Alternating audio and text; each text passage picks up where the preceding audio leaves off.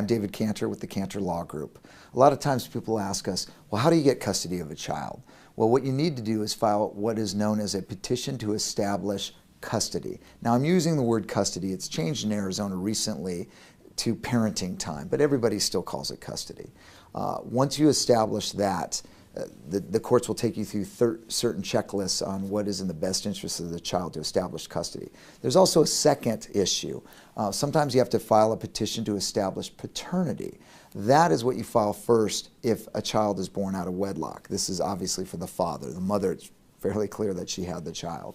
So father would have to establish paternity first. Once paternity is established, then you'd go through parenting time or child custody, where you go to the judge and you say, look, here's the hours I work, the time I put in, the educational needs of the child, the religious needs of the child, and the judge will look at a bunch of factors when deciding who gets custody and for how long. Now in Arizona, something new happened as of January 1st, 2013.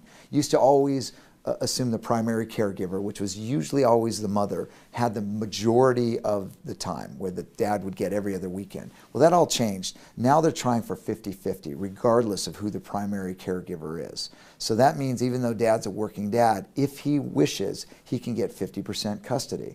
And that means he'd obviously have to pick up the kids after school or have daycare arranged, and then he'd come home, be with the kids at night, more responsible for homework, more responsible for activities. But believe it or not, there's a lot of dads out there that are willing to take on more responsibility, as well as a lot of moms.